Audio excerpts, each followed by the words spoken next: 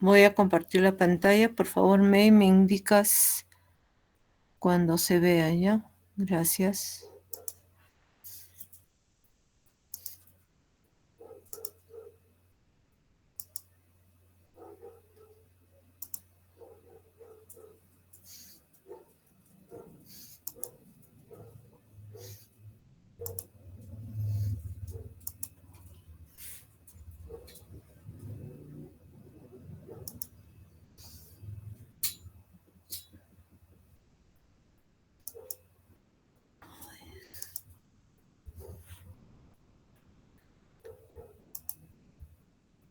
May, ¿se ve la pantalla?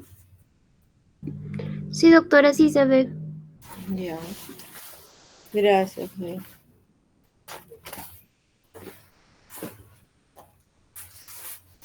Bueno, el día de hoy toca, bueno, estamos recuperando la clase del día jueves, tocaba anamnesis, la anamnesis de una historia clínica de un recién nacido, ¿cierto? Uy.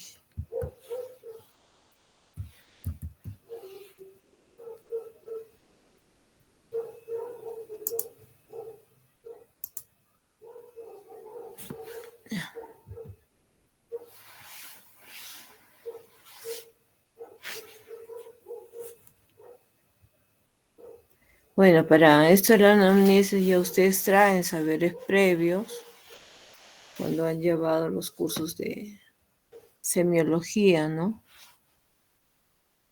En cómo se va construyendo una base de información, base de datos, y eso viene a ser parte de ello viene a ser la anamnesis, y que luego se va a comprobar o se van a agregar datos al hacer el examen físico, ¿ya? También saben ustedes que hay factores maternos, factores placentarios, fetales y sociales que influyen en el desarrollo de ese nuevo ser. así como hay medicamentos y sustancias tóxicas que puede ingerir la madre o a la cual la madre está sujeta cuando estas sustancias tóxicas están en su medio ambiente, ¿no? Me estoy refiriendo, por ejemplo, a las gestantes que están dentro de zonas geográficas donde hay minas, eh, minas ilegales, donde hay extracción de oro sin la más mínima protección, en donde usan mercurio para esta extracción y sin ninguna protección y se hace, se calienta, hay incineradoras y todo ese vapor, pues si hay mamás e inhalan ese aire contaminado, pues va a tener repercusiones en su bebé, ¿no? El alcoholismo, el consumo de drogas, etcétera, etcétera. Esta es una historia clínica, estoy mostrando la historia clínica que usamos en mi servicio y parte de esa anamnesis viene acá, pues, en la afiliación. Es la historia clínica inmediata que usamos en sala de operaciones y en sala de partos. Cuando el bebé nace por vía vaginal o por vía alta, cesárea, ¿no? Tenemos acá todos los datos y también en esta parte de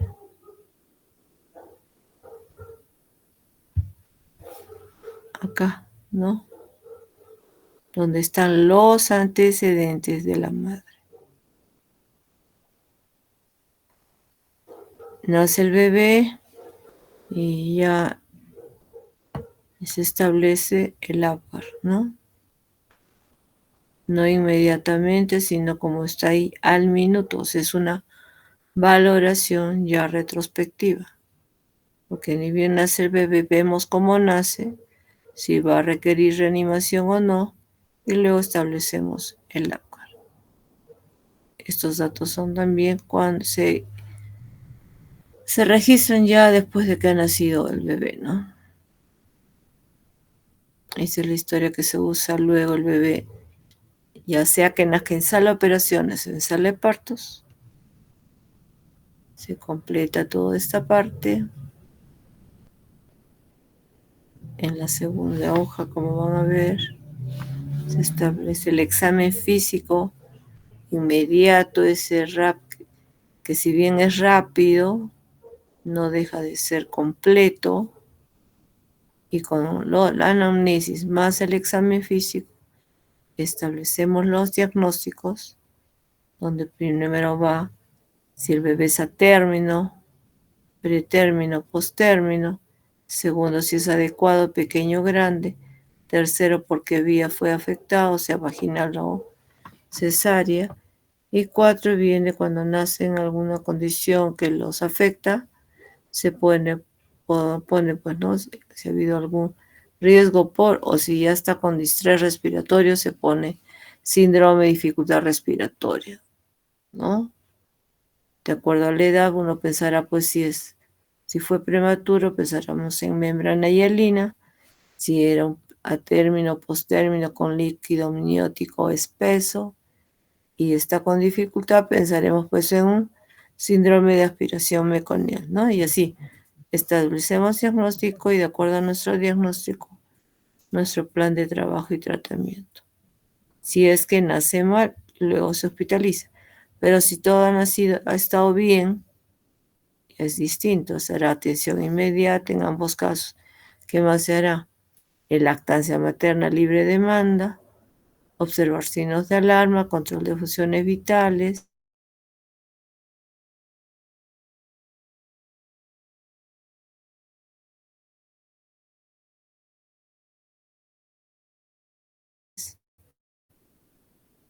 Y se queda, pasa el niño alojamiento con su madre. Y esta historia luego se sigue en alojamiento. conjunto los días que se encuentre la madre, que por lo general, estando bien, no este formato.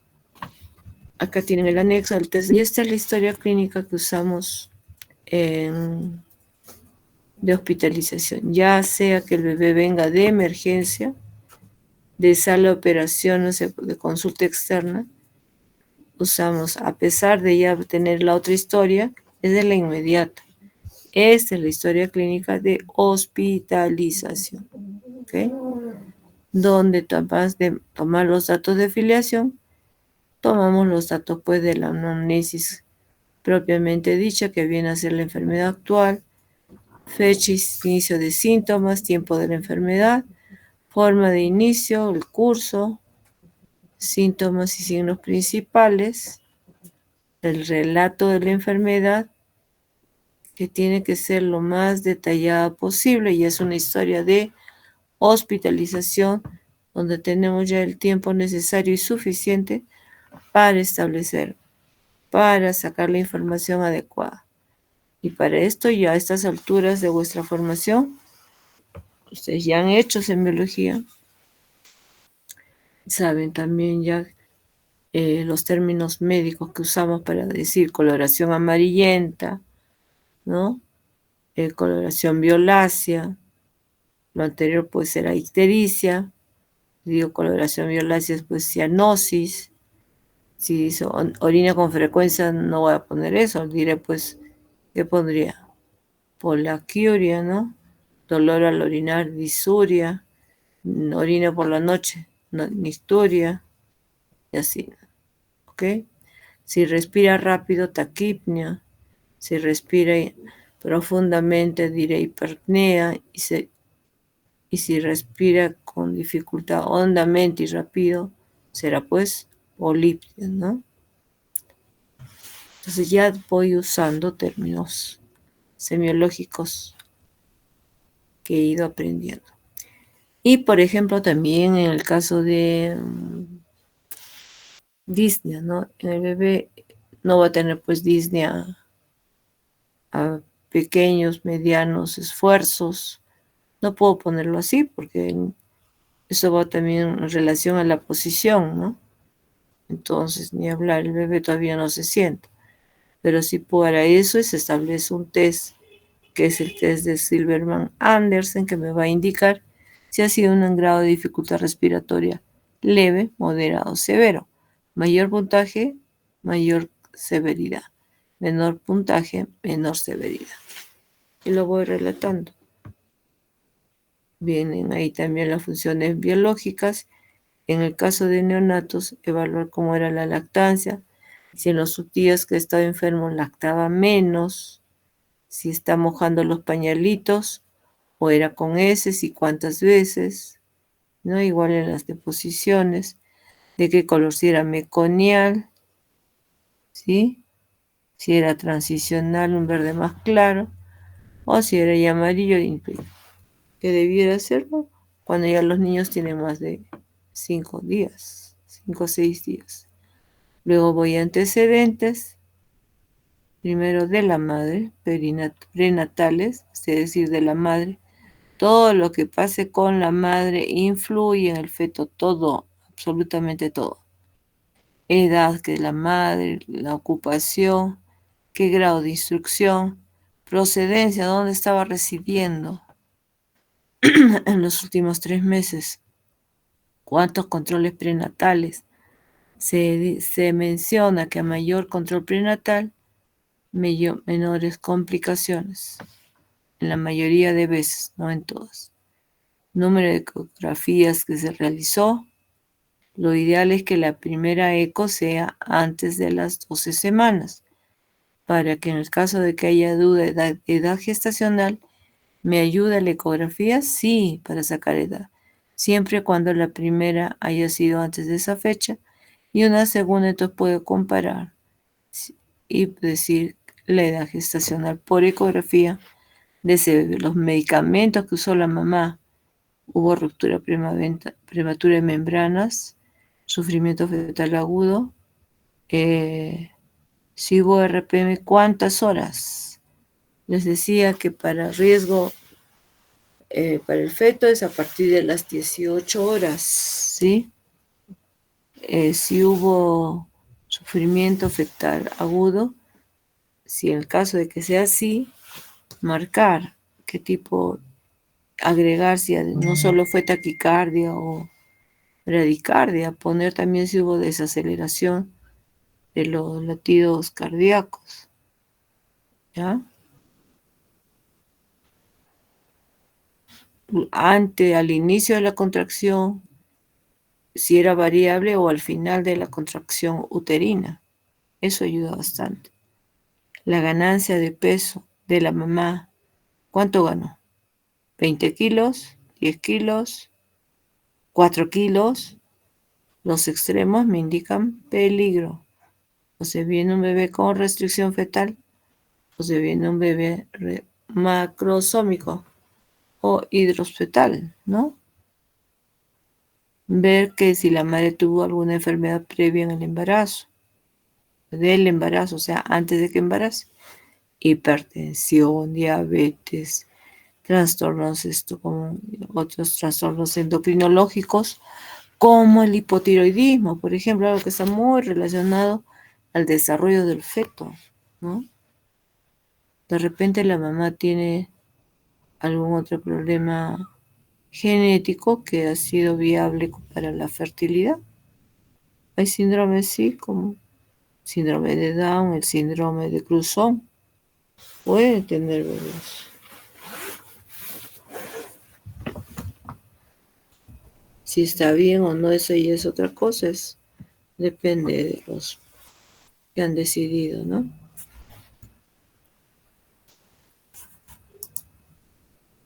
Acá, luego tenemos la edad gestacional, el número de hijos, interesa mucho la edad gestacional, para saber si va a nacer prematuro a término postérmino. El número de hijos es muy diferente a que sea el primer hijo, a que sea el octavo hijo, ¿no? Fórmula obstétrica, cuántas gestaciones, cuántos partos, nacimientos prematuros, abortos, cuántos hijos vivos tienen la fecha. Y es más, acá incluso se podría poner el última gestación, por qué vía nació, y si fue cesárea, por qué fue la cesárea y cuánto pesó al nacer. En antecedentes natales, ¿a qué hora inició el trabajo de parto? ¿Fue espontáneo? ¿Fue inducido?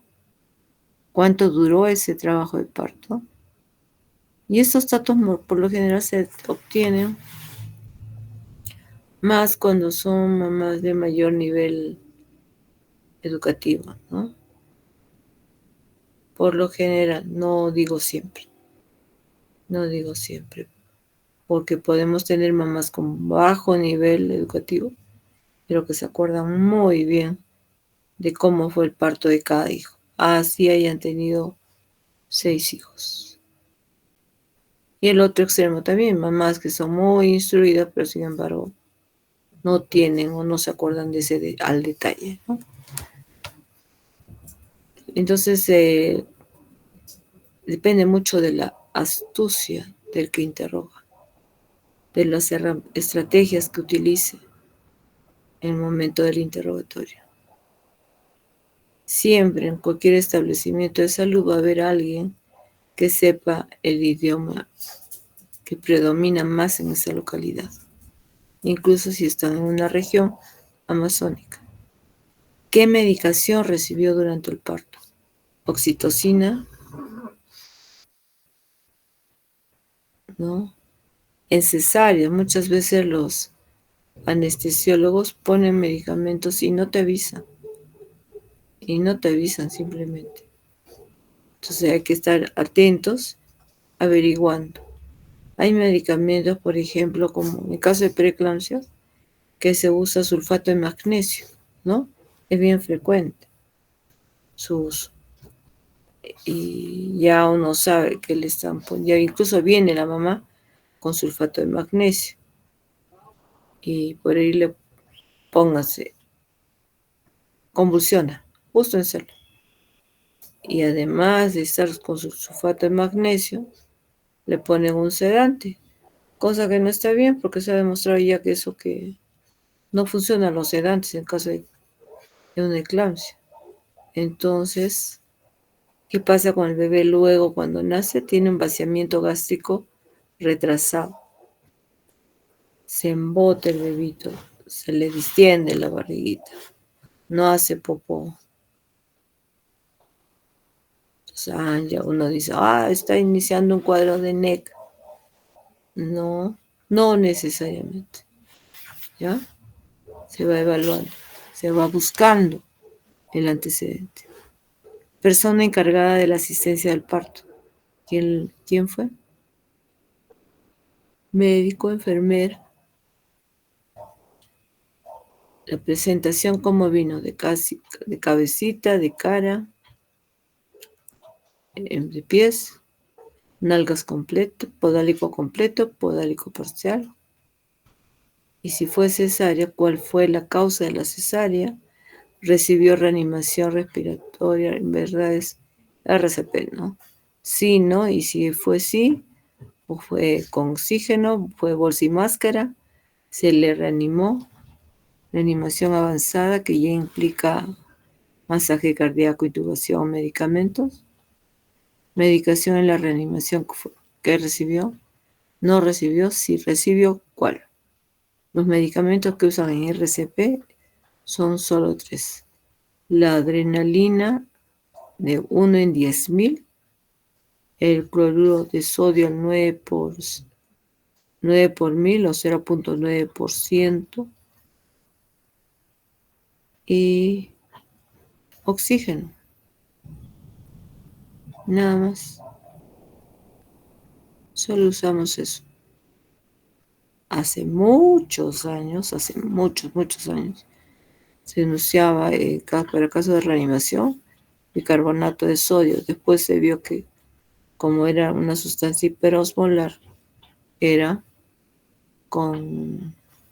contradictorio hacerlo.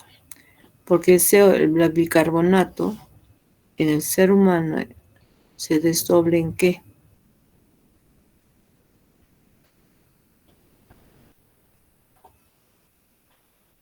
Voluntarios. Si yo administro bicarbonato de sodio al 8.4%, cualquier bicarbonato, por vía endovenosa, ¿en qué se desdobla? Jóvenes, despierten, ¿están ahí? Sí, doctora, buenas noches. ¿En qué se desdobla? ¿Sería Voluntarios. en agua y en CO2? Claro, se desdobla en CO2 y agua. El agua lo elimina por los riñones y el CO2 lo va a eliminar por los pulmones si es que está fuera de la placenta, fuera del vientre materno, y si está todavía dentro del vientre materno, lo bota por la placenta, ¿ya? Que es la que hace la homeostasis en este caso, ¿no?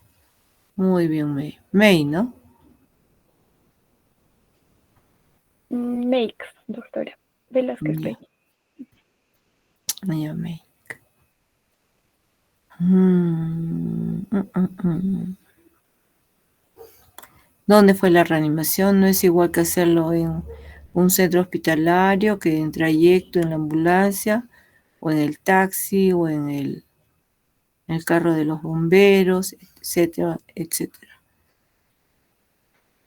La fecha y hora, líquido amniótico, color meconial, verde, amarillento, tenía un meconio amarillento. El olor maloliente, se van a dar con esos casos. O no maloliente, puede estar claro también, pero un olor terrible. La cantidad, si es poco, oligoamnios, si es mucho, polidramios, ¿no? Y por lo general, polidramios se le asocia a malformaciones congénitas de vía digestiva, como las atresias, ¿no? Sobre todo las atresias esofágicas. Y el oligoamnios se asocia sobre todo a problemas renales, malformaciones renales, ¿no? El cordón umbilical también, si fue largo, eso también se puede saber en una ecografía previa del nacimiento. Si es muy largo, uno puede decir, esto corre el riesgo de que se dé vueltas el feto y luego tenga circular de cordón. O también que se prolapse, ¿no? Eso sí condiciona en el momento del parto, pues, graves problemas de hipoxia. El número de arterias, 2 arterias, una vena, es lo normal. Si es una arteria, una vena, es anormal y trae problemas. La longitud ya hablamos, la placenta. Una placenta grande, muy grande, el peso, ¿cuánto pesó más o menos? Sí es necesario mostrar. Y saber, y en la placenta no solo si era grande o pequeño, sino también describir. Normalmente cuando el niño llega a una edad de 40 semanas ya hay calcificación, pero si hay demasiada y la edad gestacional era 40, bebé por capurro 40, o mejor dicho, por edad gestacional por FUR decía 40, pero el bebé nace post-término. Vemos la placenta y está bien viejita, llena de calcificaciones. Algo pasó en esa placenta. Como fue una cesárea de emergencia, no vimos bien y por adentro vemos, averiguamos, y hay historia de preeclampsia, ¿no? Eso ya significa hipoxia. Había un grado de hipoxia durante un buen tiempo. Entonces, para todo eso nos ayuda. ¿En qué más nos ayuda? Para determinar diagnóstico, por ejemplo, el caso de corioamnionitis. Hay que hacer anatomía patológica de la placenta. En otros casos, para TORS también, para estudiar la placenta y ver signos anatomopatológicos que me van a indicar infección fetal. Dentro de eso también la tuberculosis congénita. Un criterio es demostrar, ¿no?, la presencia de bacilo, la micobacteria de la tuberculosis, que es el bacilo de Koch, en la placenta, en las membranas y en los cotiledones. Sí lo pedimos, cuando hemos tenido los casos lo pedimos. Hasta la fecha no nos ha salido positivo. Ya nació el bebé y ahora viene ya pues el peso al nacer, ahí mapear si fue menor de 2.500, entre 1.500 menor de 1.500 y mayor de 4 kilos o 4.000 gramos, ¿no? La talla al nacer también, el perímetro cefálico, para determinar si fue un RCIU simétrico o asimétrico. Si fue simétrico, donde están afectadas las 3 medidas, es un grado de hipoxia más crónico que si es un asimétrico, donde basta que una medida antropométrica esté afectada.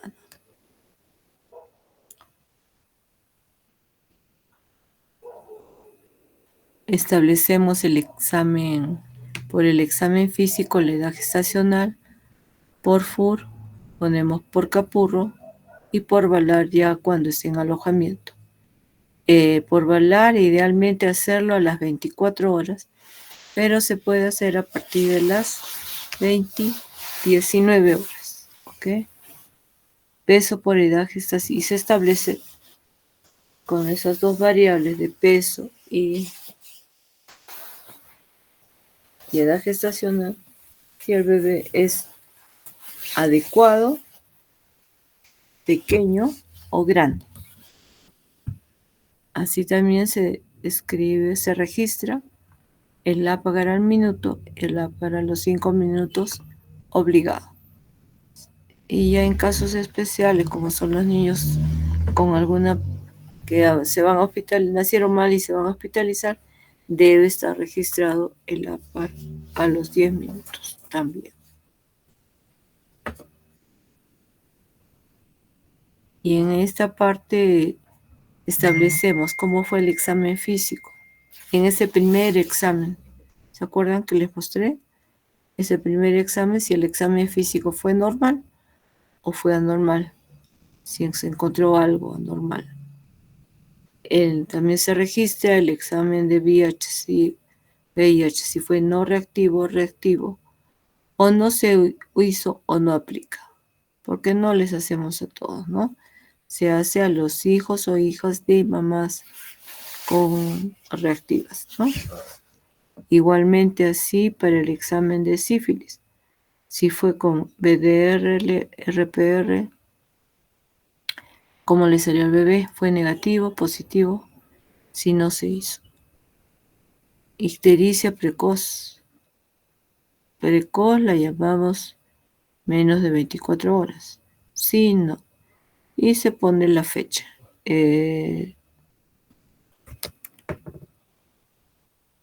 Perdón, si fue precoz o tardía. Primeras 24 horas o más de las 24 horas. Profilaxis recibe, termina acá. Recibió profilaxis ocular con tetraciclina, que es lo que usamos, de acuerdo a la norma técnica del MINSA. Se registra también el grupo sanguíneo A, B, AB, O no se hizo, y el factor RH. RH positivo, RH negativo no se hizo. En el paquete actual que se brinda de atención inmediata, incluye todo lo que hemos hablado hasta la solicitud de examen de grupo sanguíneo y RH por el problema de la ictericia, ¿no? Los casos desde la vacuna contra el RH negativo, comercialmente se llama Resuman,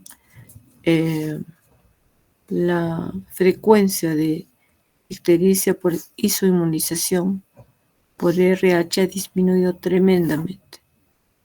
Y lo que se ve más es ahora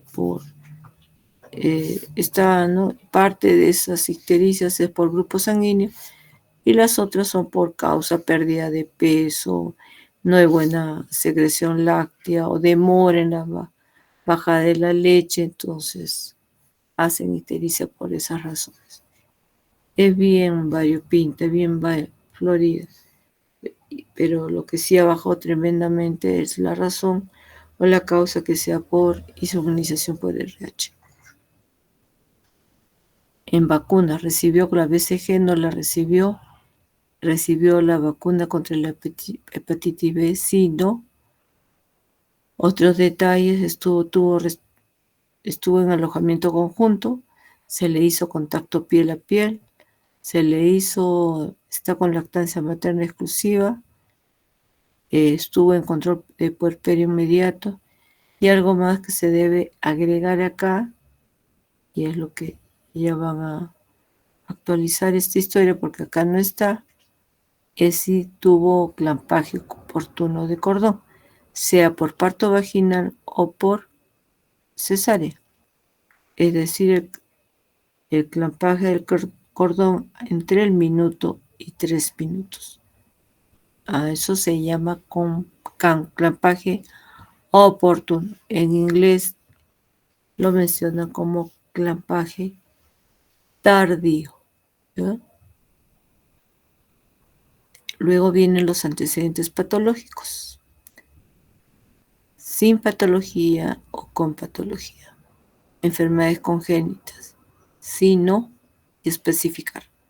Convulsiones, sí, no, y si hubo hemorragias. Está mal ahí, hemorragias, ¿no? Es hemorragias.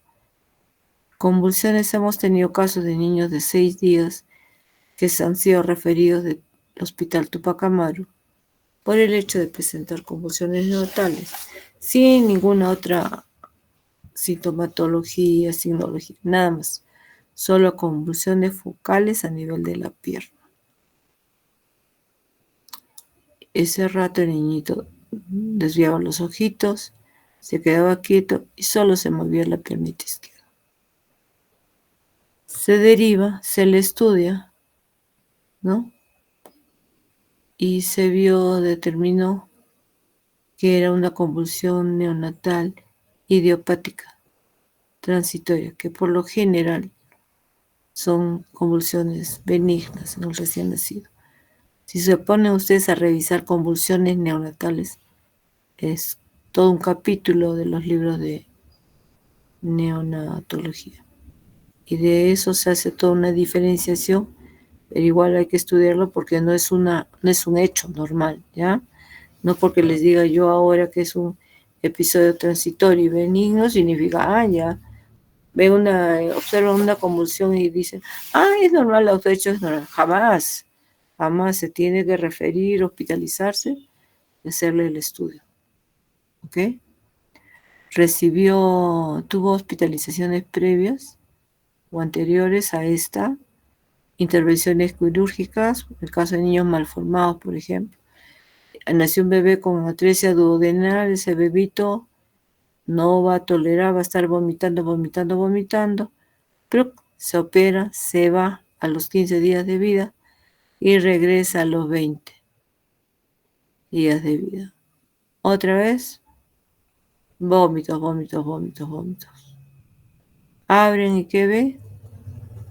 Complicación. Puede ser adherencia o puede ser que no vieron y tenían más atresias intestinales, ¿no? Generalmente en una malformación hay que revisar bien, no viene solas. Viene esa malformación más algo más, por lo general. Por eso cuando entran a sala, revisan bien qué otra malformación pudo haber tenido.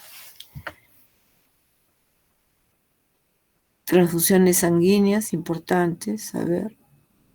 Y eso lo frecuente van a verlo en niños prematuros, niños con antecedentes de intervenciones quirúrgicas, sí. Enfermedades previas. ¿Qué tal si fue un prematuro de 33 semanas? Todo tranquilo, estuvo bien, hizo distrés, surfactante, salió bien, alta a los 10 días de vida y vuelve a los 28 días, justo hasta cuando son neonatitos, con cuadro de 2 días de tos, fiebre y no quería tomar la leche. Lo vemos y es distrés respiratorio. ¿Cuál será el diagnóstico? Y además dicen que el abuelito estaba maluquito, estaba bien resfriado. Es probable que sea una bronquiolitis.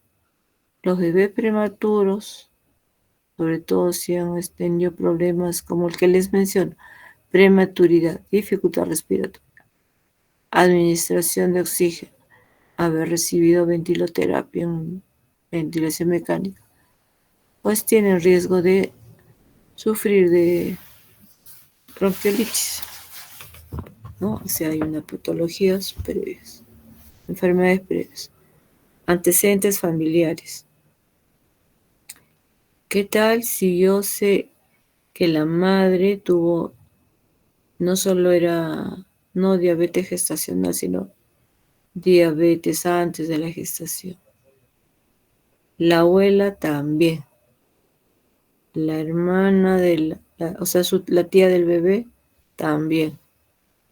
¿Es probable que este bebé en su etapa neonatal me haga problema de diabetes? Sí, hay casos de diabetes neonatal ligadas relacionadas con marcadores genéticos. Es rarísimo, pero los hay. O antecedentes de síndrome de Down en la familia, trisomía 18, trisomía 3, historia de cardiopatías congénitas. Algunas también están asociadas a anomalías genéticas, ¿sí? O enfermedades hematológicas como las hemoglobinopatías, las talasemias, ¿cómo se llama? Las hemofilias, ¿no? Algo que se veía sobre todo en las familias antiguas de sangre real, ¿no?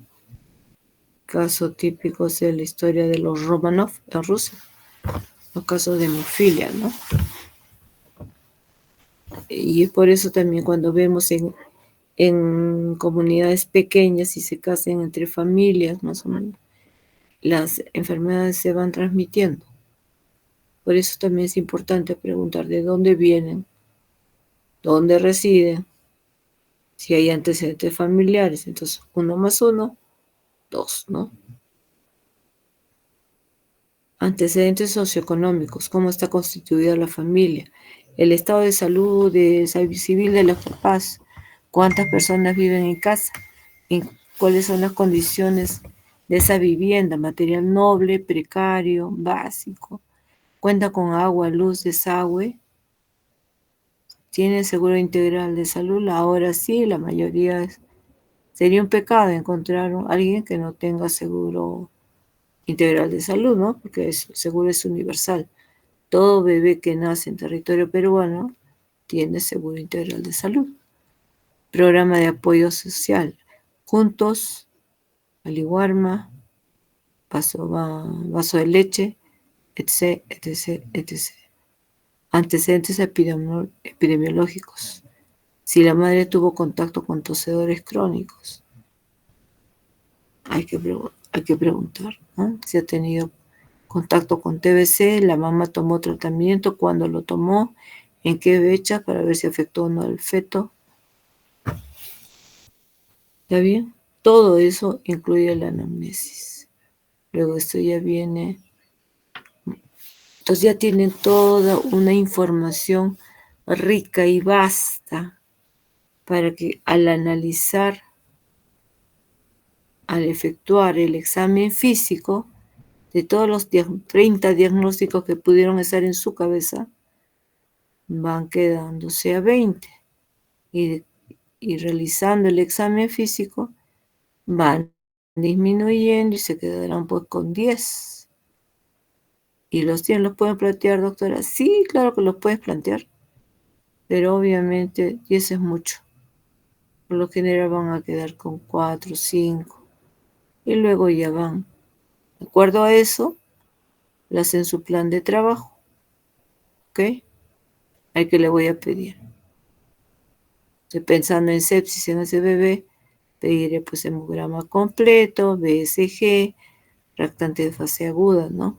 PCR, PCT, el BCG mismo ayuda, evaluaré mis leucocitos, la relación a bastonados neutrófilos, evaluaré las plaquetas, cómo están, ¿sí? Y obviamente pediré pues mi hemocultivo, porque tengo que demostrar, es el gol estándar para demostrar sepsis, ¿no? Después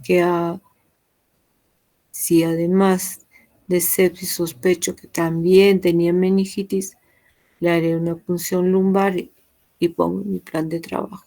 Punción lumbar en procedimientos especiales. ¿Para qué? Para obtener el líquido cefalorraquídeo, hacer el examen citológico, el examen bioquímico, el GRAM y el cultivo de líquido. Cuando tengo ya todo eso, si está con distrés, pediré una radiografía. Es decir, no puedo pedir por pedir. Tiene que estar justificado aquí en mi plan de trabajo. Y esto será pues de acuerdo a mis diagnósticos presuntivos. Y ya voy haciendo unidad, y de los 5 diagnósticos que tenía, probablemente me quedaré con 2 nada más. Y en el mejor de los casos, me quedaré con 1.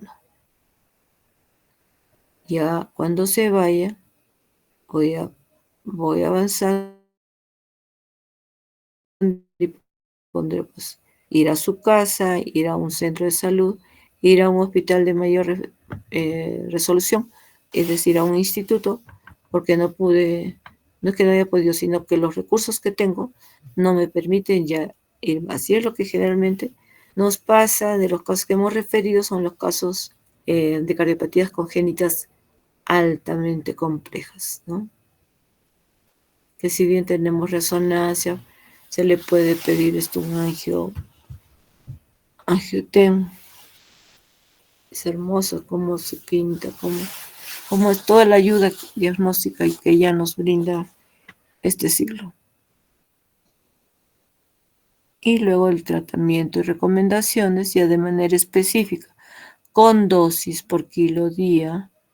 La vía parenteral se hace en una hoja aparte que nos provee el SIS, que es copiable, autocopiable para que hagan la auditoría respectiva, porque los costos que se manejan en la UCI neonatal como de adultos es muy cara.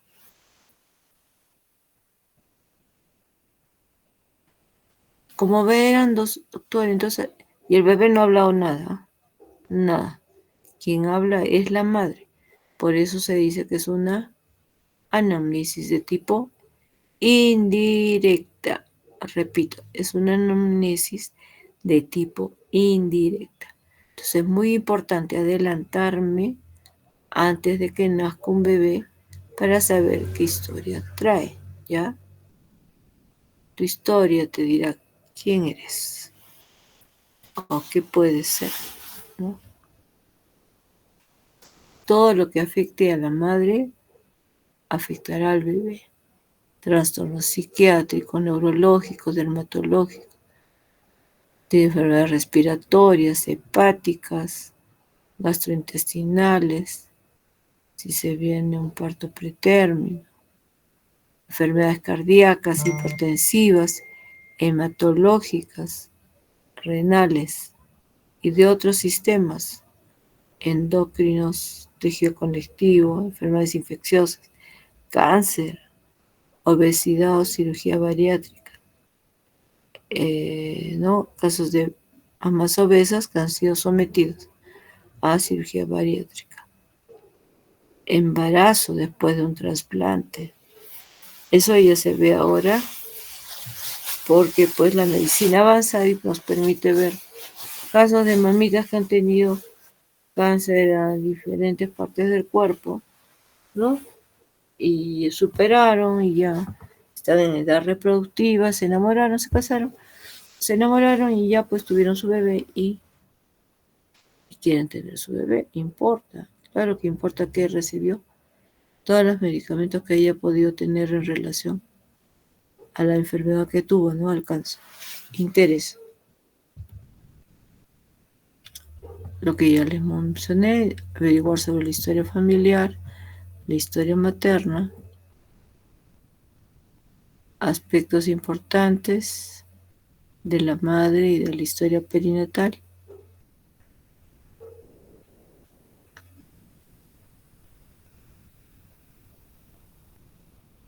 El bebé, mientras está, se le hace evaluaciones fetales, ¿no? En otros países hacen test o screenings entre el primer y segundo trimestre para descartar malformaciones y sobre todo si hay presencia de más de una y que no va a ser viable, pues en algunos países está autorizado pues el aborto, ¿no? En el segundo trimestre, aproximadamente a las 18 semanas, tamizaje con ecografía también, evaluaciones genéticas, ya les había mencionado del ultrasonido para ver bienestar fetal, madurez fetal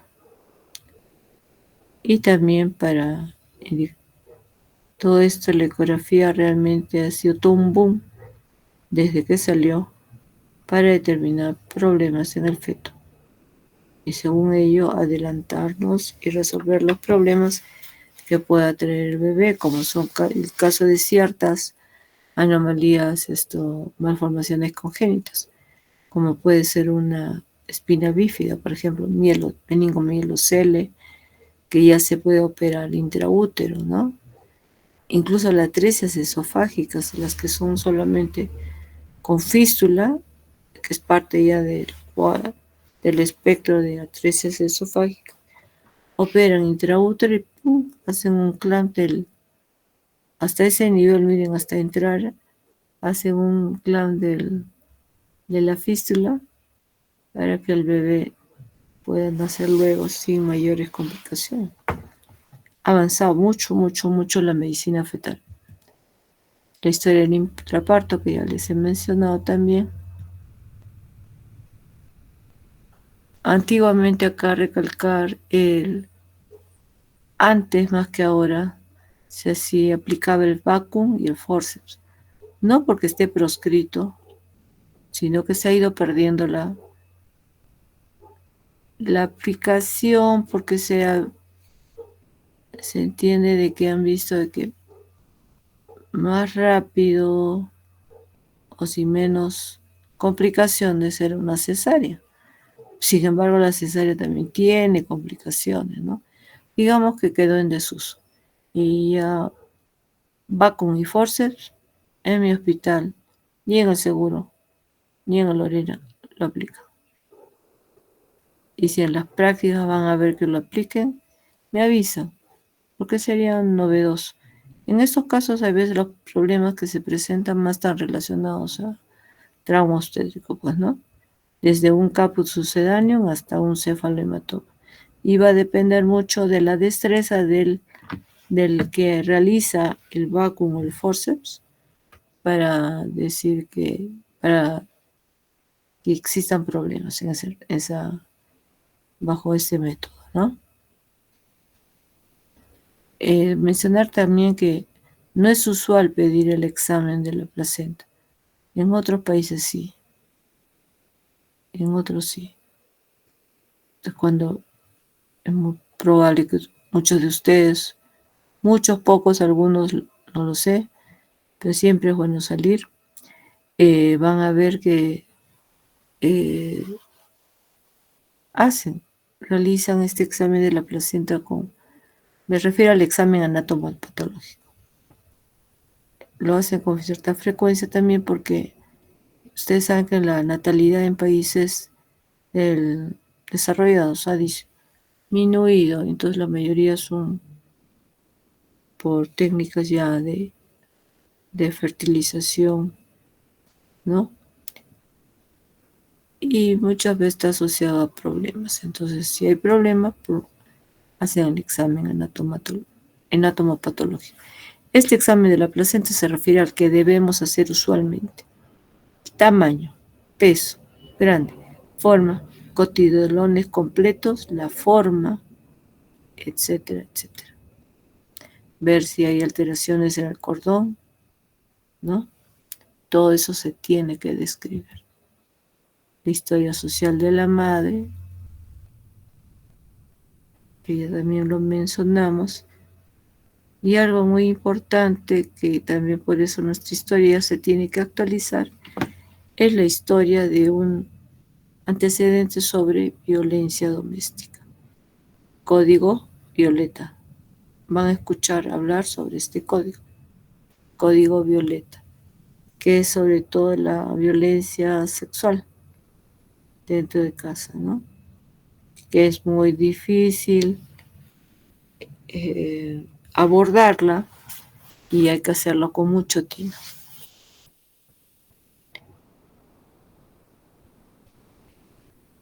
Es uno de los grandes factores de riesgo que tenemos el parto pretérmino.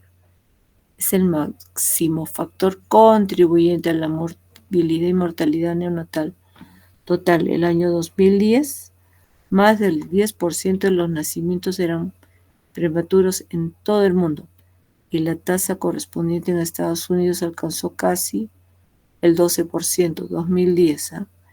El parto pretérmino es un factor contribuyente para al menos la mitad de todas las muertes neonatales y trastornos mórbidos neonatales, de los cuales algunos pueden durar toda la vida, incluidos aquellos del neurodesarrollo.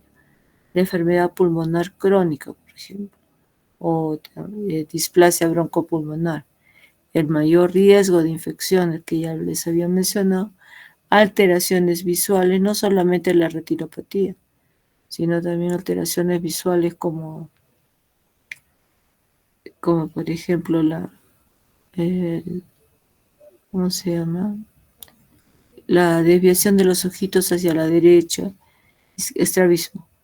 Derecha, a la izquierda, arriba, abajo. Estrabismo horizontal o vertical. Miopía, astigmatismo. Las disfunciones gastrointestinales y renales. Una deficiente ganancia de peso, estancias hospitalarias prolongadas, incremento de número de hospitalizaciones. Existen pruebas crecientes de que el parto pretérmino conlleva a otras preocupaciones a largo plazo, que incluyen aspectos médicos como hipertensión, enfermedad cardiovascular e impacto sobre la vida familiar y los sistemas de provisión de atención sanitaria, porque como entenderán, demanda mucho un prematuro en una unidad dependiendo de la edad gestacional. Un bebé que nazca de 24 semanas, se imagina si no es que fallece en la primera semana de vida y sobrevive y se va recuperando, ese bebé va a demorar siquiera 6 a 8 meses en salir de una unidad crítica.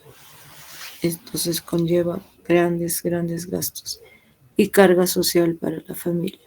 Porque con esa edad gestacional que les menciono, el 70% está asociado a problemas de neurodesarrollo. Puede disminuir, claro, en cuanto la tecnología se acerque mucho más al medio uterino, ¿no? En condiciones me estoy refiriendo a condiciones climáticas, biológicas, ¿no?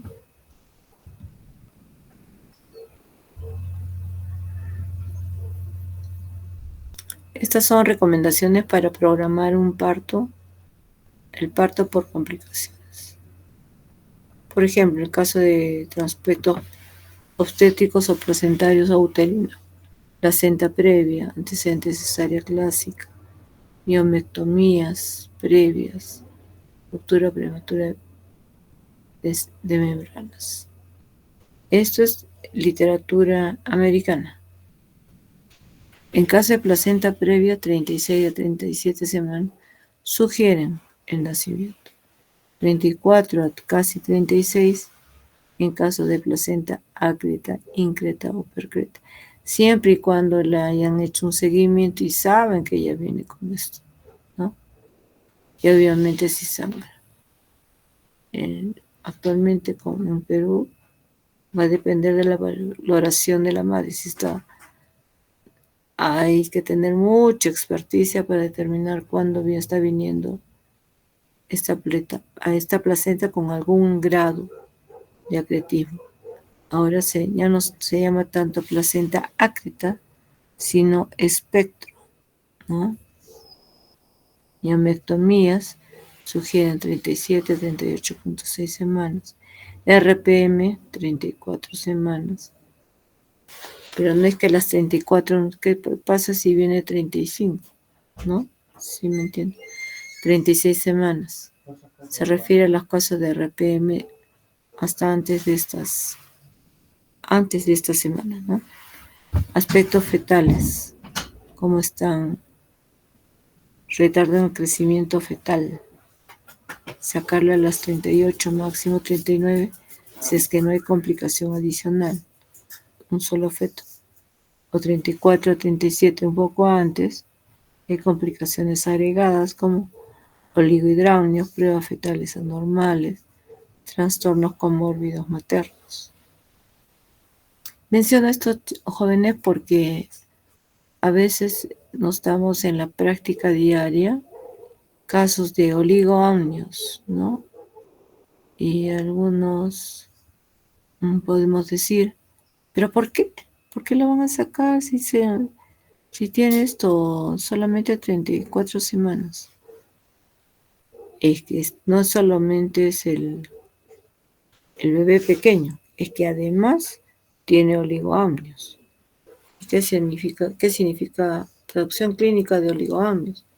No es solamente que poco líquido está bien, pero es que poco líquido significa peligro para el feto. porque al tener poco líquido no se mueve ese feto en buenas condiciones, no se desenvuelve bien y por lo tanto también ese pequeño aporte de movimientos respiratorios que tenían, pues obviamente se ve muy restringido y no lo va a hacer, ¿sí? En el caso de que haya oligohidramnios, por oligohidramnios nomás, se recomienda que programar ese nacimiento entre las 36 y 37 semanas. Lo dicen acá, pero a veces nosotros decimos, porque todo quieren operar y no están así, no están ciertos, ¿no? Les estoy mostrando las razones. Embarazo gemelar, dicoriónico, diamniótico, o sea, cada uno tiene sus membranas, o es monocoriónico, diamniótico. En el primer caso, DD, se recomienda las 38 si es que no hay complicaciones adicionales. Y entre las 32 a 37, casi 38, si es que además hay retardo en crecimiento fetal aislada, o sea, uno de los fetitos u otro, o solamente, perdón, no fetos, el feto solamente tiene eso, o también hay otro trastorno como, o sea, más complicado lo sacó más antes, no complicado, solo que es dicoriónico, diamniótico, lo saco algo más después, ¿no? Si es monocoriónico y diamniótico, o sea, es un solo corio, pero dos amnios. 34, 37.6 semanas, si es que está sin complicaciones agregadas. Y a las 32 a 36 semanas, si es que con retardo más, con retardo de crecimiento fetal. Aislado. ¿Qué significa aislado? Que uno de los fetitos está comprometido con RCF. Dentro de los aspectos maternos, hipertensión crónica, hipertensión gestacional, la misma preeclampsia, ¿no? En caso de diabetes mellitus, si es pregestacional o es gestacional pero mal controlada. Miren una diabetes mellitus pregestacional, 37 a 39, casi 40 semanas, ante un mal control o complicaciones vasculares maternas, sacarla. Y si está mal controlada, ya depende. Es individualizado, ¿no? Está yendo mal esta señora, está mal controlada. ¿Puede haber un óbito fetal? Sí, puede haberlo, ya lo saca. Ya es decisión del operador de salud si lo saca o no. En cuanto se ve que amenaza la vida de la madre o el feto, se decide sacar.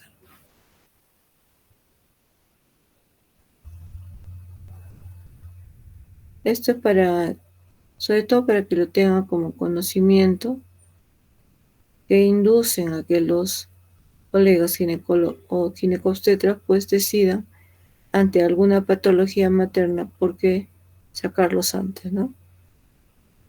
O cuándo decidir.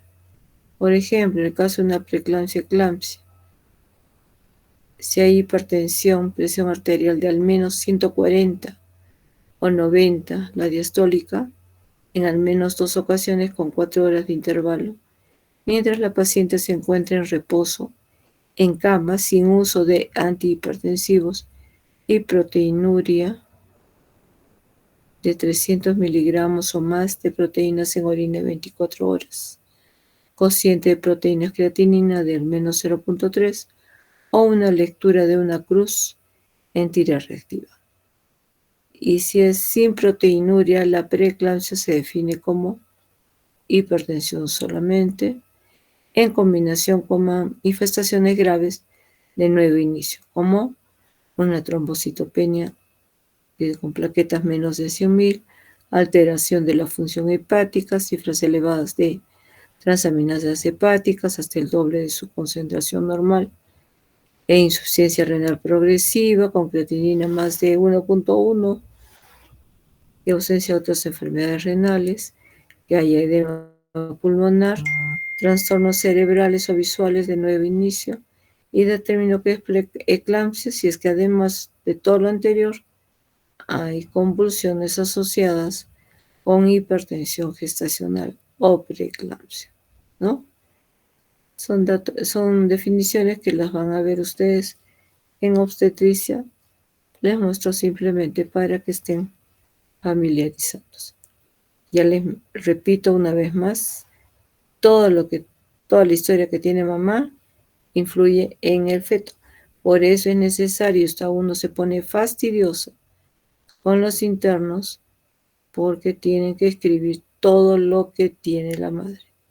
Si no está escrito no sirve, no es evidencia. Trastornos autoinmunitarios relacionados a la madre también. Aquí, miren, trastornos como el lupus eritematoso sistémico, la artritis reumatoide, la esclerodermia, el síndrome de Sjögren. ¿Qué puede pasar un Sjögren? Que se queda en mucosas, ¿no? Orofaringe, a nivel urinario y vaginal. De entre las manifestaciones, miren ustedes, a nivel del feto neonato, puede tener resultados totales normales. Sin embargo, puede haber riesgo de lupus neonatal, 4% de riesgo de bloqueo cardíaco congénito. ¿Mm?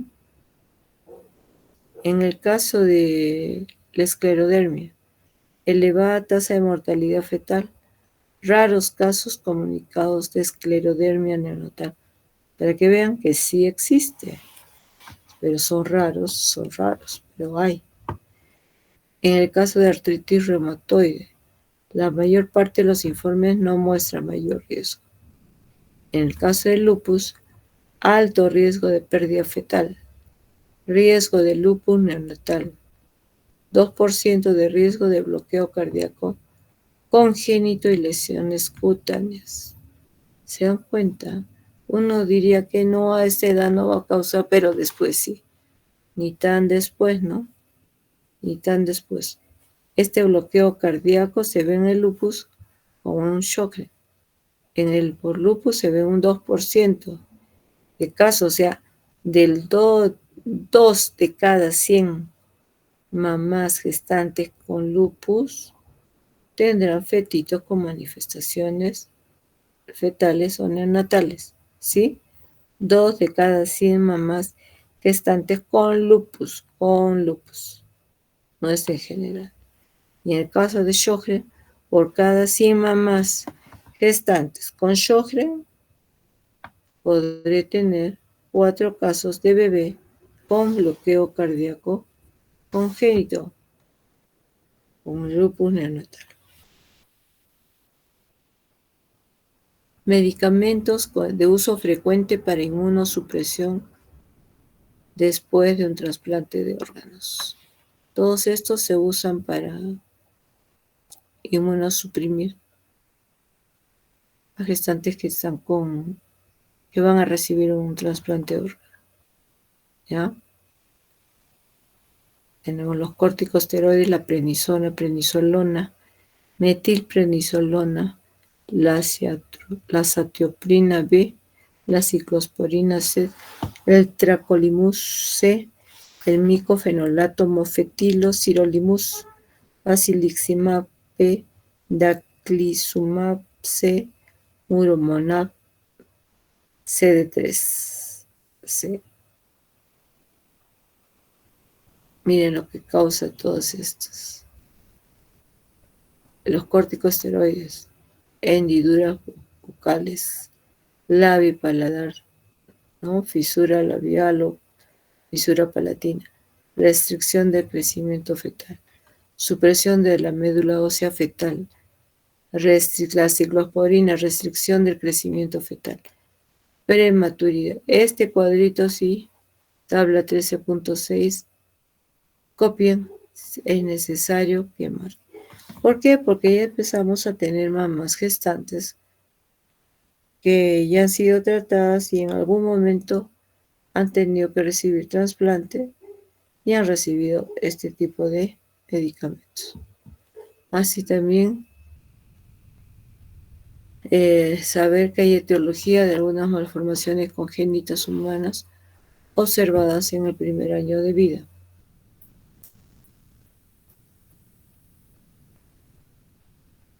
Por ejemplo, de causa poligénica, 65-75%. Multifactorial, igualmente. Los errores espontáneos del desarrollo y las interacciones sinérgicas de productos teratogénicos. ¿Qué circunstancias ambientales puede afectar también? La diabetes, el alcoholismo, endocrinopatías, fenilcetonuria, tabaquismo, nicotina, la inanición, déficits nutricionales. Ya se imaginarán esos ambientes de guerra, ¿no? O un ambiente donde por eventos catastróficos se encuentran aislados y están obligadas a no comer, no por su voluntad, sino porque es por el medio. Agentes infecciosos, problemas mecánicos que van a causar deformación. Acá están las constricciones por bandas amnióticas, que muchas veces causan pues amputaciones de las extremidades, ¿no? De ya sea una manito, un bracito. Son como liguitas que se dan dentro del útero y por decir se pone a la altura del codo de un brazo, el bebé va creciendo, pero eso, lo otro no, y va haciendo presión, presión, presión, presión, hasta que puede amputar. Sustancias químicas, fármacos, radiación ionizante de alta dosis, la hipertermia, o sea, la fiebre, puede ocasionar, también descrito como causas o etiologías de malformaciones congénitas humanas en menos de un 1%. ¿Sí? Miren.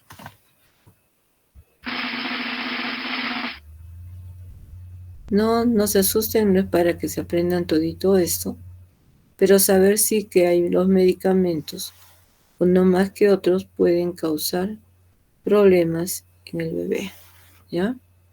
Como el ácido acetilsalicílico, el ácido valproico, el alcohol, la aminopterina, metrotexate, andrógenos, antibióticos como estreptomicina, tetraciclinas, la penicilina G-benzatínica, no causa efectos fetales adversos de acuerdo a los regímenes terapéuticos que usamos. La ceftriaxona y la doxiciclina, usadas para tratamiento de gonorrea, no producen efectos fetales adversos a dosis terapéuticas. La eritromicina base o su estearato, usado para la clamidiasis, implica un posible riesgo de aumento de hepatitis colextásica, incluido con los esquemas terapéuticos. Penicilina, eso sí, porque si se usa con frecuencia. Para sífilis, no problem. Ceftriaxona y doxiciclina para gonorrea, no problem. ¿Okay? Eritromicina puede ser hepatitis colestásica, pese a estar con esquema terapéutico usual. Estos tres últimos, estos sí se tienen que acordar, porque son medicamentos que se usan con relativa frecuencia. Saber también que hay efectos y riesgos calculados de fármacos prescritos y por autoadministración durante el embarazo humano, como son los progestágenos, retinoides sistémicos con lisotretinoina, etetrinato. No se preocupen, no les voy a preguntar de estas cosas porque son más raras, pero sí saber que todo esto causa problemas. Retinoides tópicos, tabaquismo y la nicotina. La talidomida, que a Dios gracias ya no se usa. Ahí, sin embargo, hay trabajos para otros estudios a nivel obstétrico, ¿no? Pero todavía está a nivel básico, es decir, en animales, para otros tipo de patologías. La talidomida, un medicamento muy usado, está pues relacionado a defectos en extremidades, ¿no?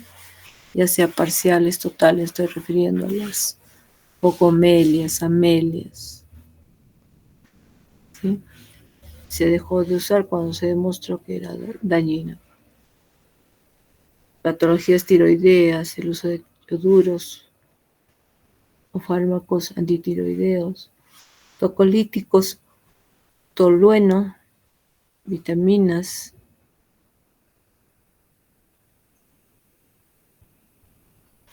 Tienen un efecto, la biotina, la cianocobalamina, no tiene efectos fetales adversos.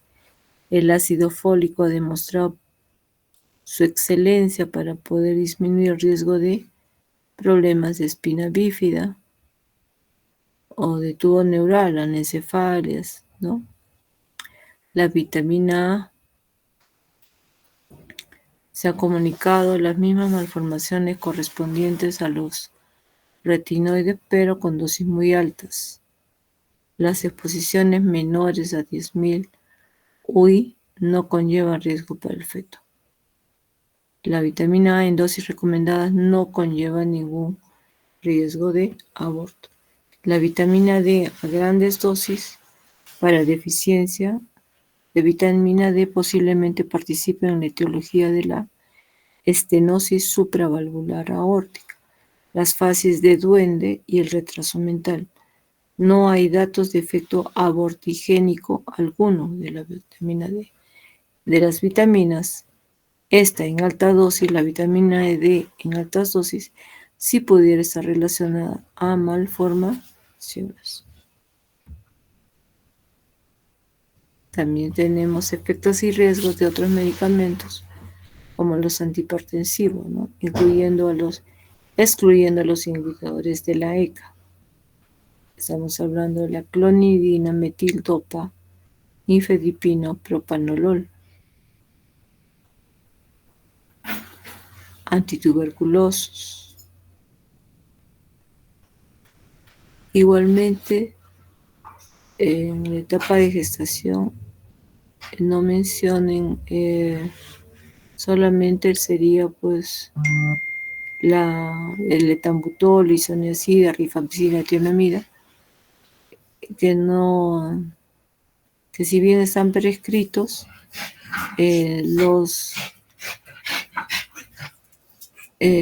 son los únicos que estarían mencionados que causan efectos adversos en el fetito. El azul de metileno causa anemia hemolítica e ictericia en el periodo neonatal. Después de la exposición en etapas tardías de la gestación, puede haber un pequeño riesgo de atresia intestinal. Las benzodiazepinas, riesgo mínimo o no aumentado de malformaciones dentro de rangos terapéuticos. Si están expuestos a dosis mayores, sí puede aumentar el riesgo. Se desconoce que existe un riesgo para aborto. Cafeína, carbamazepina, carbonato de litio, ciclofosfamida, cocaína, también son medicamentos que pueden ocasionar problemas en el feto. Miren la cocaína, parto pretérmino, pérdida fetal, DPP, esto lo mencionan desde que yo era estudiante. Ya se imaginarán, hace 800 años y no ha cambiado.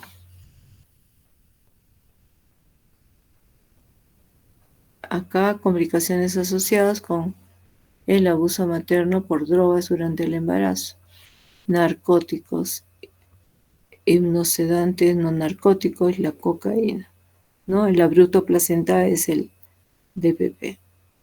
Así, es decir, el alcohol tenemos el síndrome fetal, ¿no?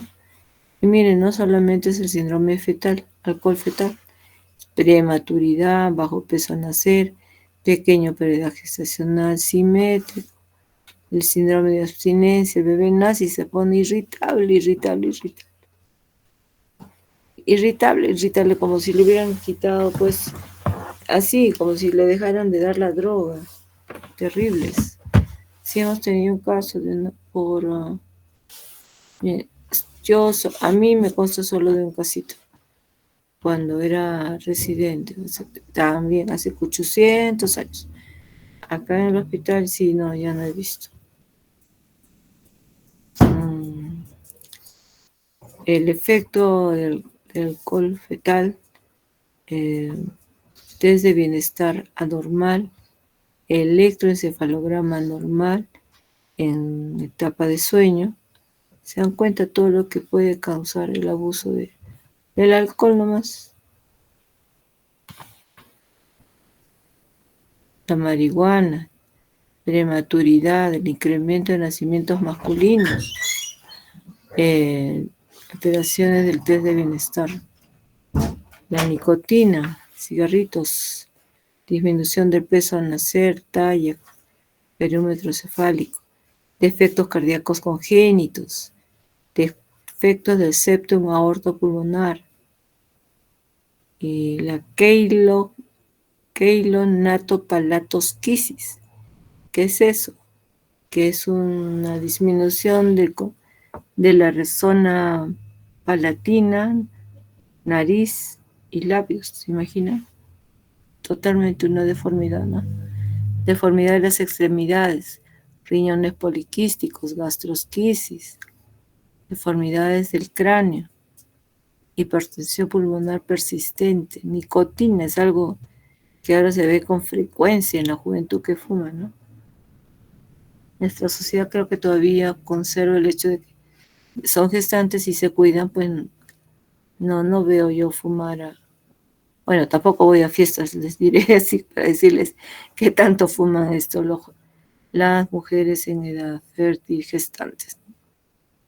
Pero no hemos tenido estos casos. Pero sí se da. Cuando ya hay un contenido de drogas, ¿no? En el bebé se puede ver un nivel más bajo del estado de reactividad motora y fisiológica. La cafeína, café, tan rico que es el café, ¿no? Pero en el embarazo, evitarlo. Bajo peso al nacer o consumo, en el caso de señoras gestantes con alto grado de consumo de cafeína, arritmias cardíacas y síndrome potencial de abstinencia. Jitterines es esto, convulsiones o movimientos involuntarios, irritabilidad y vómitos. Así, jóvenes, todo hace daño. Si están expuestos a la cocaína, estas gestantes, ¿qué puede causar en el sistema nervioso central? Infartos, síndrome de Moebius. Es una alteración, anomalía genética.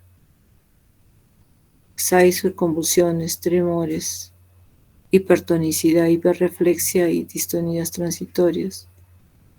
Anomalías en la ecocardiografía transfontanelar, por ejemplo, ecolucencias en los ganglios basales, que significaría lisis, ¿no?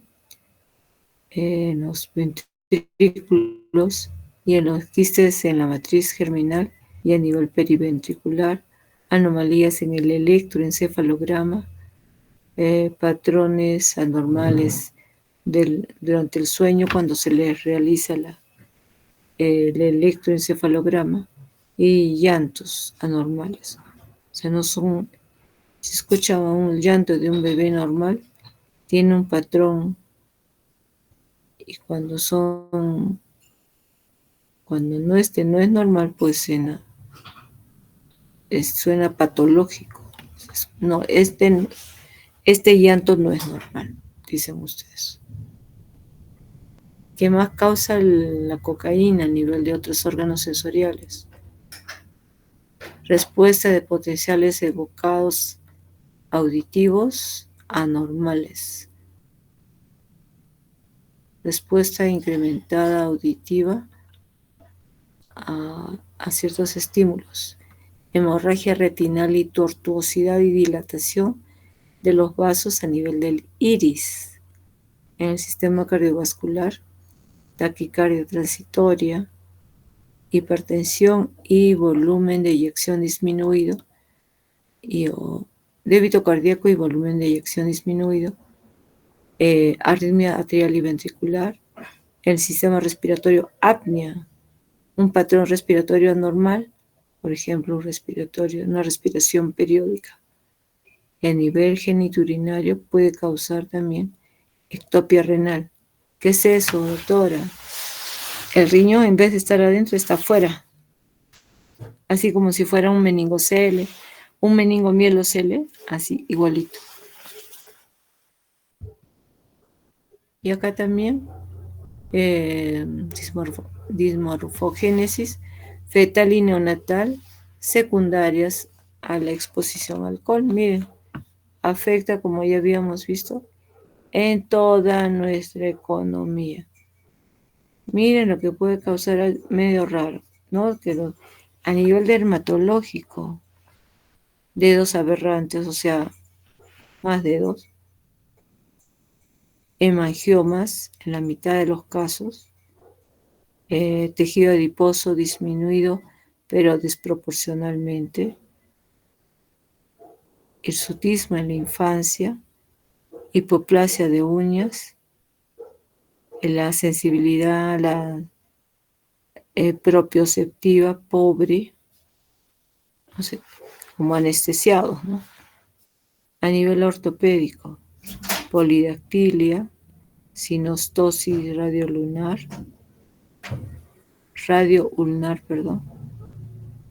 Quiere decir que el radio y el cúbito están unidos, pie equinovaro, cadera dislocada, escoliosis, síndrome de Klippel-Feil, movimientos de las articulaciones limitadas como que estuviera contracturado, lipoma lumbosacro, acortamiento del quinto dedo, sindactilia, camptodactilia, clinodactilia, contracturas en flexión. ¿Se dan cuenta?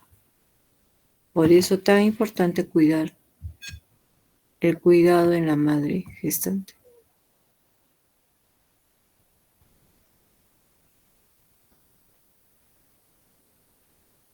Y esto es para ver los efectos adversos potenciales del dolor materno no tratado sobre el feto. El doctor, es normal que duele. Sí, pero si duele demasiado debe ser por algo. Y eso generalmente pasaba mucho más antes cuando no se hacía lo de psicoprofilaxis, cuando no se llevaban los controles prenatales adecuadamente, va a disminuir. Pero sí, el médico, el ginecólogo, cuando ve casos de que el dolor materno no está siendo bien llevado o ya se sale del patrón normal, pues tiene que ver y evaluar, ¿no? Miren lo que solo el dolor puede llevarnos. Aumentan las hormonas de estrés, estas de acá, ¿no? Glucagón, crecimiento, cortisol. Estimula el sistema nervioso simpático, liberación de catecolaminas, más estrés, incrementa la hormona antidiurética, la mamá hiperventila, de tal manera que baja el CO2, hay hipocarbia materna, y al haber hipocarbia y alcalosis respiratoria, esta nos lleva a acidosis metabólica compensatoria. El riñoncito pues bota más bicarbonato para que compensar esta alcalosis. Hay desviación a la izquierda de la curva de disociación de la hemoglobina. Hay vasoconstricción del lecho vascular uterino.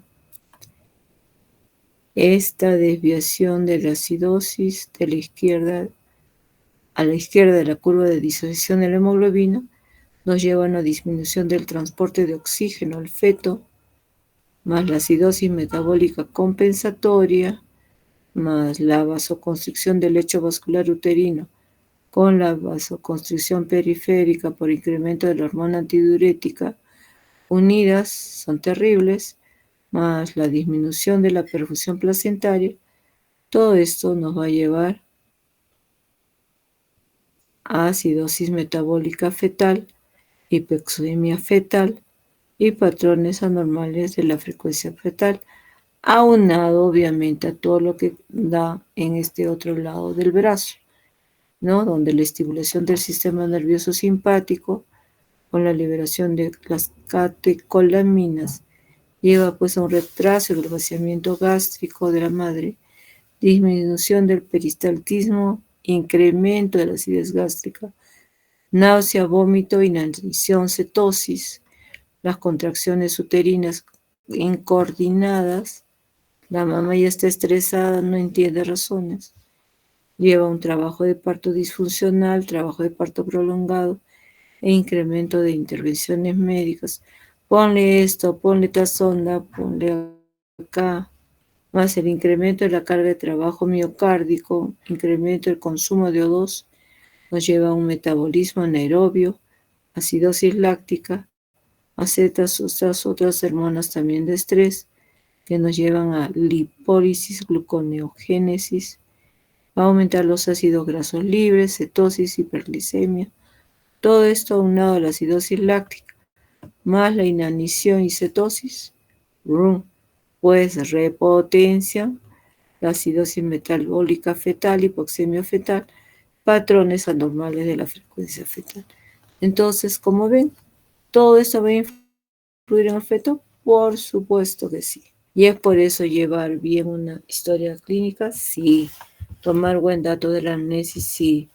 Y ahí se van a dar cuenta en la gestante cuando tiene un patrón de ansiedad, cuando, si es que ha recibido o no con un control prenatal adecuado. Va a saber manejar y dice, respira, todavía no es hora, respira, ya, te hace caso. Pero si está muy ansiosa o no ha llevado una buena consejería en el control prenatal de cómo va a ser el parto, entonces pasa esto, pues todo esto. Y esto simplemente para mencionarles la evaluación del bienestar fetal. Falta 15 minutos. Se toma test, hay test antes parto y test de bienestar fetal intraparto, ¿sí? El primero evalúa, monitoriza movimientos fetales, NST, test estresante, perfil biofísico, ecodoppler de la arteria ubical. ¿Por qué menciono? Porque como se le hace esto, hay que apuntar en los antecedentes cómo salieron, qué tipo de test fue el que se aplicó y cuál fue el resultado. El test de bienestar fetal intraparto se monitoreo electrónico continuo de la frecuencia cardíaca fetal y la actividad uterina. Esto nos va a demostrar o nos va a visualizar la frecuencia cardíaca fetal basal, la variabilidad de los latidos, si hay aceleraciones, desaceleraciones y si hay análisis de AGA de sangre de cuero cabelludo. Nos ayuda y estos datos se toman y se apuntan y se registran, ¿ya? El otro test que existe para evaluar el bienestar fetal son los intraparto con aquellas modalidades usadas durante la labor de parto para identificar al feto en riesgo de acidosis o con posibles desenlaces fetales negativos o muerte. Por ejemplo, tenemos al monitoreo fetal electrónico continuo. Evalúa los latidos y actividad uterina de manera continua. Últimamente se le asocia con disminución de la mortalidad neonatal temprana, ¿sí? Eso precozmente, antes pues que solamente escuchar los latidos con el estetoscopio te define que el bebé está en crisis, ¿no? Disminuyendo el riesgo de scores de Apgar de -4 a los 5 minutos. disminución de riesgo de convulsión neonatal. Se refiere a la convulsión neonatal por asfixia, ¿no? Este monitoreo fetal electrónico continuo está asociado con el incremento de cesáreas. Sí, pues ayuda, pero a veces si no hay una buena interpretación podemos pecar en exceso y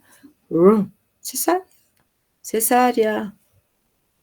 Y también de los partos vaginales instrumentados, si es que es una sede donde se practica. Este monitoreo puede ser de forma interna con un electrodo en el cuero cabelludo o externo con un electrodo en el abdomen materno. Tomar los latidos fetales cardíacos basales. La basal es la frecuencia mantenida durante al menos 2 minutos, con excepción de las variaciones periódicas, redondeada a los 5 latidos por minuto más cercanos durante un periodo de 10. El valor normal es que esté de 110 a 60, no olvidar este dato. Taquicardia fetal más de 160, bradicardia fetal menos de 110. No olvidarse de estos valores. Variabilidad, esto me interesa. En el feto a término normal hay rápidas fluctuaciones de la frecuencia cardíaca fetal basal. Esta variación indica que el sistema nervioso parasimpático funciona adecuadamente y es el indicador más sensible del bienestar fetal. Una amplitud de rango de variabilidad de 6 a 25 latidos, quiere decir, estaba en 120 y aumenta a 145, indica moderada variabilidad, lo cual sugiere ausencia de hipoxia fetal. Si esta variabilidad es más de 25, estaba en 120 y está en 160, entonces significa que hay una marcada variabilidad y puede esto ser un riesgo. Una mínima variabilidad es cuantificada con -5. Esto sí significa peligro. La ausencia de variabilidad se refiere a un rango de amplitud que es indetectable. La disminución de la variabilidad puede ser por hipoxia severa, anencefalia u otras anomalías neurológicas fetales, bloqueo cardíaco fetal completo, uso de drogas maternas con narcóticos o sulfato de magnesio. Por eso siempre preguntar si es una mamá con preeclampsia, ¿no? Cabe mencionar también que la variabilidad está disminuida en los ciclos de sueño fetal normales, ¿ya? También recordar que en lo que habíamos visto, los latidos fetales cardíacos basales, si hay tendencia a valores bajos, 110, 115, 110, 115. Puede verse también en bebés con síndrome de Down. Aceleraciones, los TIPS. A menudo están asociadas con movimientos fetales e indican un buen estado de bienestar fetal. La presencia de aceleraciones sugieren ausencia de cualquier acidosis. Se contrae y se acelera, ya hay buena respuesta. Las desaceleraciones son no todas, son algunas son patológicas. Hay desaceleraciones tempranas, tardías y variables. La temprana, por ejemplo, acá están, ¿no? Acá están las contracciones. Inicia la contracción.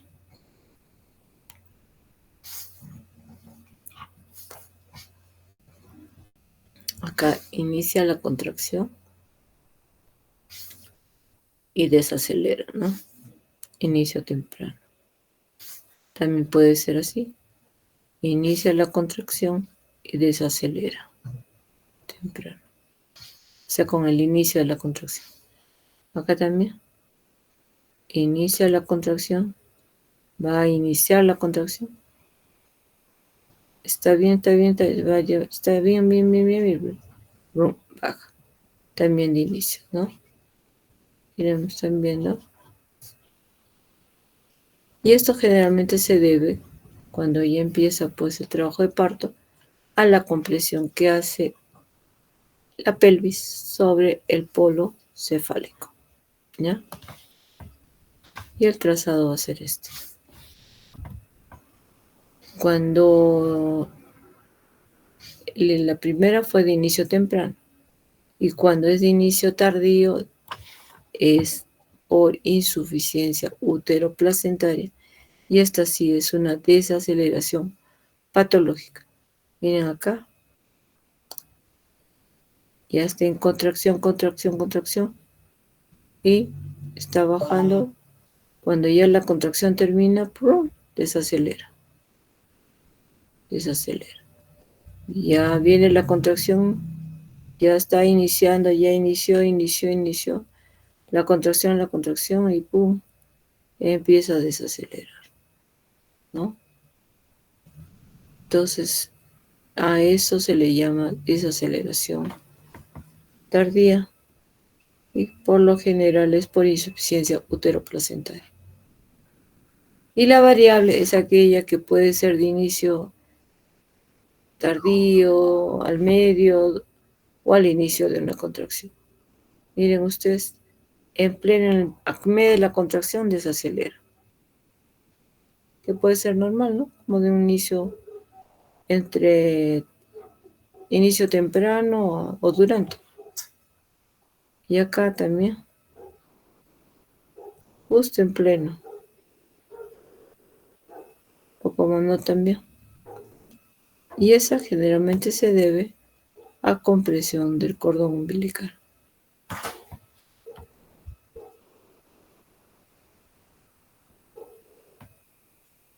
Entonces el monitoreo fetal electrónico nos va a dar 3 categorías: patrón normal, indeterminado y anormal.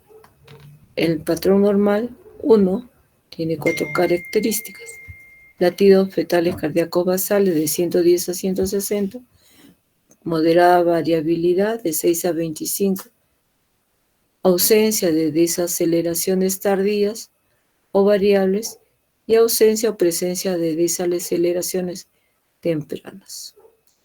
El patrón 2 es el que comprende todos los patrones que no están, perdón, el patrón, antes le leo esto. El patrón normal es el 1. Luego tenemos al patrón 3. Hay 4 patrones de frecuencia cardíaca fetal predictivos de estado de ácido base fetal anormal, lo que ya hablamos antes. Hay un patrón sinusoidal y este patrón tiene latidos fetales cardíacos de forma sinusoidal definida como un patrón regular, un periodo de 3 a 5 ciclos y una amplitud de 5 a 40 latidos por minuto. Este patrón puede indicar anemia fetal causada por hemorragia materno-fetal o aloinmunización y su inmunización, ¿no? ¿Qué otro criterio comprende? Variabilidad de los latidos fetales cardíacos basales ausentes, no hay variabilidad, y cuando está presente debemos ver si tiene desaceleración tardía recurrente, o sea que se repite, aceleraciones variables recurrentes igual que se repite, o estamos observando una bradicardia permanente, ¿no? Ese es el patrón 3. Y el patrón 2 es aquel que comprende todos los patrones que no están en el 1 ni en el 3. Los trazados en este patrón no son predictivos de estado ácido base fetal anormal. Cuando se identifica un patrón 2 que no está acá ni acá, o sea que no es normal y tampoco encaja en esto, puede ayudar un test de estimulación del cuero cabelludo de acuerdo a evaluación médica, ¿no? Ya es un manejo netamente de ginecobstetricia. Todo lo que les he mencionado lo pueden encontrar en estos 3 libros. Bueno, eso ha sido todo, jóvenes. Espero no haber... justo en la hora, en las horas programadas. Dejo de compartir. No quiero abusar, ya que entiendo que es domingo y deben estar mañana temprano en clases. En sus prácticas, que espero que no estén faltando, la recomendación es bien puntual, 90% de asistencia a prácticas para que tengan nota de prácticas y dar el examen teórico. Entonces, vuestros jefes de prácticas van a estar al tanto y me van a informar quién ha cumplido con el 90% de asistencia para poder tomarles el examen teórico, jóvenes. Tengan cuidado, por cosas tan pequeñas no pueden perder la oportunidad. Muy amables. O salvo que tengan alguna pregunta.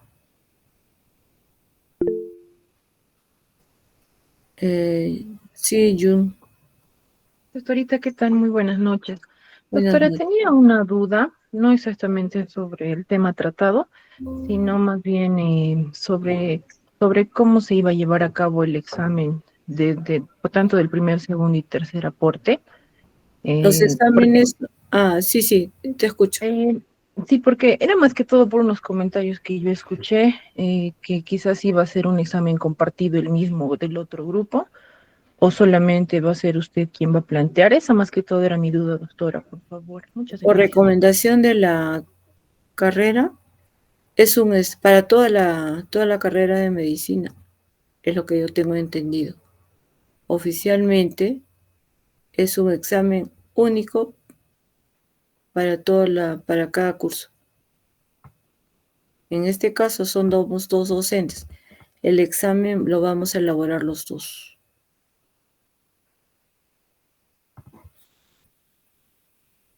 Está bien, doctora. Muchas gracias. Ya, yo.